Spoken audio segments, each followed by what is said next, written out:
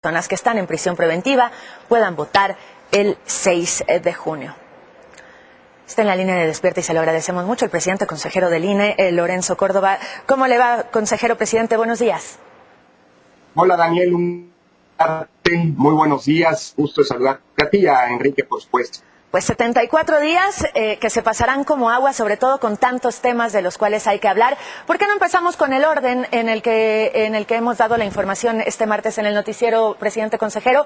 Y es el tema de los programas sociales, marcadamente la vacunación usada a favor de Morena por el propio partido. Bueno, ahí hay una decisión ya clara y me parece correcta de la Comisión de Quejas del propio Instituto Nacional Electoral. Ningún partido puede apropiarse porque los programas sociales son una responsabilidad de Estado y por lo tanto cualquier uso político de estos programas pues evidentemente transgrede la lógica de imparcialidad con la que los mismos tienen que conducirse, llevar a cabo instrumentos y constituyen una ventaja indebida de parte de algún partido político. Lo que en las campañas se puede hacer es, sostener la pertinencia de los programas de gobierno o criticarlos. Pero una cosa es eso y otra cosa bien distinta es sostener un partido político, un tema que además es un tema universal, no de un gobierno, de un partido, sino una respuesta de la humanidad frente a la pandemia de COVID-19, está siendo instrumentada. Por eso me parece que es correcta la decisión que tomó la Comisión de Quejas y Denuncias, e incluso el propio partido, me parece que percatándose de lo que ha cometido, pues bajó el tuit que fue objeto de denuncia y de este procedimiento cautelar, ¿no?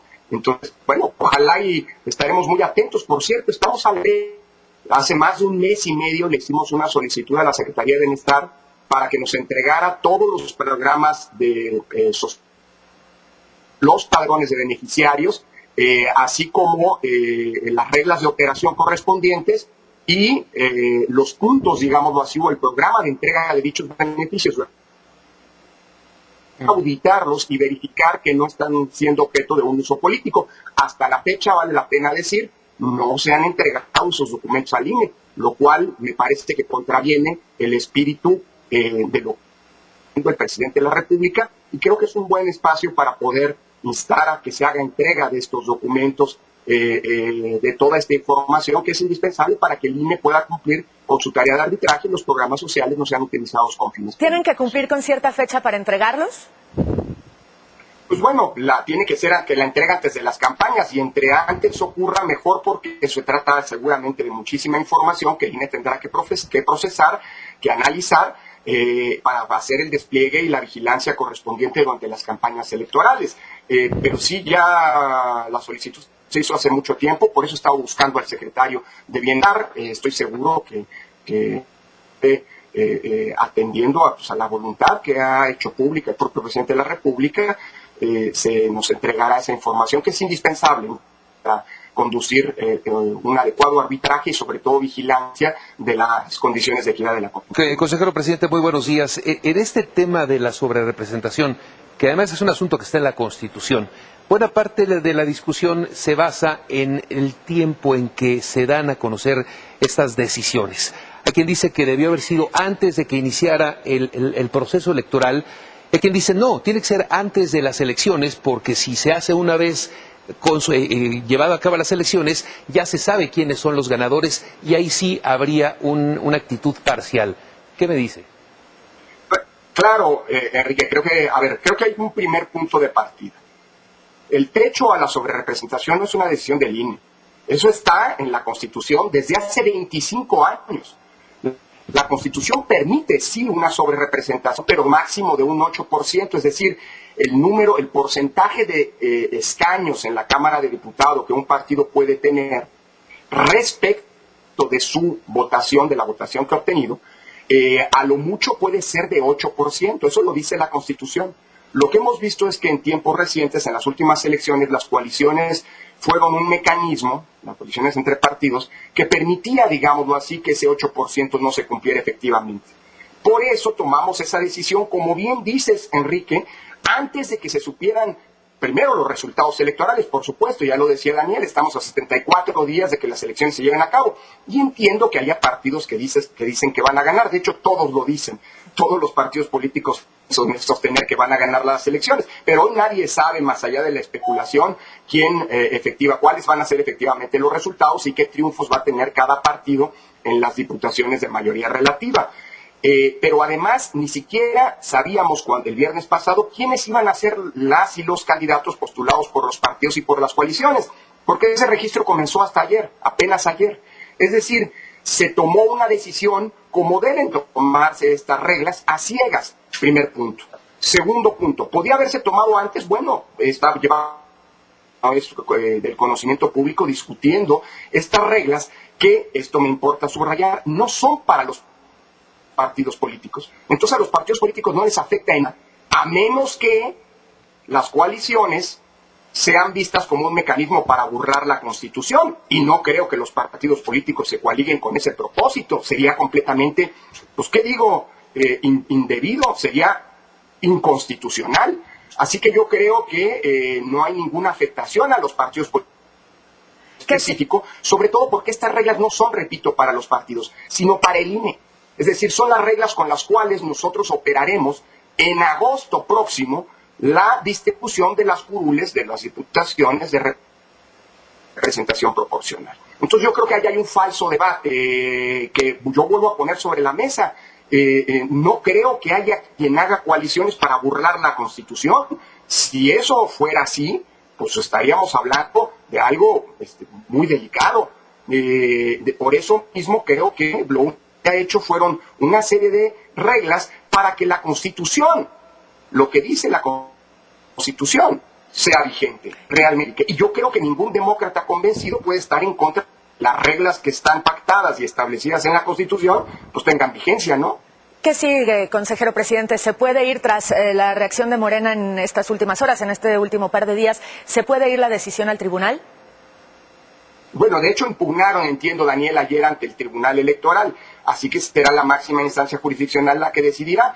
Y por lo demás, mira, pues es normal que los actores políticos hagan declaraciones que buscan jalar agua a su molino. Para eso están los partidos políticos, ni modo, pues son eso, partidos, posturas de parte, posiciones de parte, legítimas por supuesto. Pero una cosa es esa y otra es entrar, que el árbitro electoral, que la autoridad electoral entre a una discusión que no es solamente fructífera. Nosotros estamos por arriba de los partidos políticos, por arriba de la discusión de los actores políticos, que los actores políticos discuten entre sí, para eso son las campañas. Dicho eso, creo que la autoridad electoral tiene que cuidarse de no caer en el error que se le está planteando, que algunos que algunos plantean, que es el de colocarse como contraparte de algún partido, de algún gobierno o de alguna postura política. Eso es equivocado. El INE no está en contra de nadie. Está a favor, sí, pero de que se cumpla la Constitución. Nada más de eso. Por lo demás, pues es la estridencia propia de las campañas electorales, y los partidos, pues aunque todavía no empiezan formalmente, como mencionabas, el calendario implicará que las campañas formalmente empiecen el 4 de abril próximo. Pues bueno, ya los actores políticos pues están ya con la mira puesta en las elecciones y haciendo pues el juego que es correcto, ¿no? Consejero presidente, hay desafortunadamente un elector de facto que está actuando, y es el crimen organizado, con el asesinato de candidatos a diferentes puestos de elección popular. ¿Ponen en peligro el proceso democrático en algunas entidades del país? Más de 18 aspirantes hasta ayer Sí. Asesinados. Sí, la violencia, lamentablemente, Daniel, Enrique, es parte de los problemas no resueltos en el país, y es parte, digámoslo así, de la cotidianidad, de la triste, ominosa cotidianidad desde unos 15 años al menos. El INE ha tenido que realizar elecciones en ese contexto. Y las elecciones, como todos los fenómenos todos los ámbitos de la vida social, pues están siendo también impactadas por este fenómeno. Afortunadamente, la criminalidad organizada nunca ha sido un impedimento para que el INE realice su trabajo y podamos, el día de las elecciones, instalar las casillas lo más cerca de los domicilios de los electores, como está previsto en la ley. Esto implica, sí, en ocasiones retrasos, tener que cuidar a nuestra gente, hay varios asistentes que han sido víctimas de asalto en zonas particularmente lastimadas por el fenómeno de la inseguridad, pero es pedido el trabajo del INE. Lo que sí hay que cuidar y hay que tener mucha precaución es que, como bien señalan, la violencia no acabe marcando el proceso electoral, la elección. Me atrevo a decir algo, la democracia y las elecciones son justamente la némesis, lo opuesto a la violencia. Es la manera de resolver pues, la pluralidad política, las distintas posturas, de manera pacífica. Por eso preocupa, por cierto, el tono polarizante y extremo de algunas declaraciones, de algunas posturas políticas. Pero habrá que exigir a las autoridades responsables de la seguridad, porque el INE no es una autoridad responsable de la seguridad. Nosotros estamos en comunicación muy cercana con la Secretaría de Seguridad Pública Federal y con las respectivas instancias de seguridad a nivel estatal, pero son ellas las responsables, por un lado, de vigilar que las condiciones de paz pública que se requieren para que las elecciones se desarrollen de buena manera, efectivamente estén presentes, y por otro lado, que estos crímenes sean oportunamente resueltos, es decir, las investigaciones sean llevadas a cabo y se sancione a los responsables, sobre todo para poder, digámoslo así, despejar la duda de que haya una intencionalidad política en estos hechos violentos, ¿no? Porque eso sería muy grave. Y pues la democracia, evidentemente, ante la violencia pues, se ve, por decirlo menos, lastimada. A 74 días de la elección, consejero presidente, ¿qué o quién le preocupa al Instituto Nacional Electoral? Pues mira, todas las elecciones tienen sus propias complejidades. A mí me preocupan esencialmente dos cosas. La primera, que vamos sorteando bastante bien, que es pues, superar el contexto de pandemia y lograr convencer a las y los ciudadanos de que las casillas van a ser lugares libres para poder votar sin coacciones ni condicionamientos, es decir, ejercer el voto en autonomía, en libertad, pero también libres del virus de COVID-19. Hay una serie de protocolos muy estrictos, no los hemos construido arbitrariamente, tenemos un consejo consultivo con los mejores expertos que hay en el país en materia de salud pública y de epidemiología, que nos han ayudado a construir estos protocolos. Hemos llevado a cabo un trabajo de campo muy grande, llevamos casi 12 millones de visitas realizadas en domicilios, y esto se ha hecho con todas las medidas de seguridad, precisamente para proteger a nuestro personal, pero también a los ciudadanos a cuya puerta tocamos. Y hay una buena noticia que me permito compartir con ustedes. Nosotros necesitamos 1.460.000 ciudadanas y ciudadanos que sean como funcionarios de casilla. Al día de hoy, cifras de esta mañana, llevamos ya más de 2.750.000 ciudadanas y ciudadanos que han aceptado ser funcionarios de casilla y que cumplen los requisitos. Esto quiere decir que tenemos un ejército democrático, un ejército ciudadano de reserva de más de 1.200.000 personas adicionales a las que vamos a necesitar para instalar las casillas. Y eso significa que están confiando en las medidas sanitarias del propio Instituto Nacional Electoral. Les adelanto una cosa, Daniel, Enrique. El próximo jueves vamos a tomar una decisión del Consejo General que va a volver obligatorio el uso de cubrebocas dentro de las casillas. Igual que pasa para abordar un avión. Cualquier persona que quiera ir a votar podrá hacerlo, pero tendrá que llevar el cubrebocas, y si no lo lleva, nosotros le proporcionaremos uno para que pueda ejercer el derecho al voto. Pero dentro de las casillas, todos con cubrebocas, y más vale desde ahora decirlo. El otro tema que me preocupa es la polarización.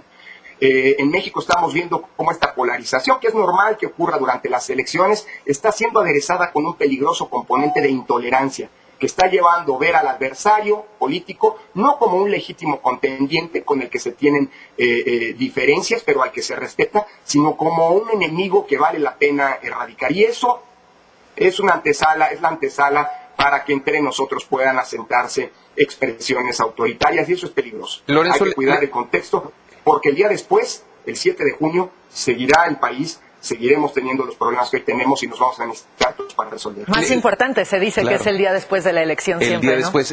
Presidente, consejero, ¿le dieron vista al INE de este acuerdo nacional por la democracia que se firma hoy en Palacio?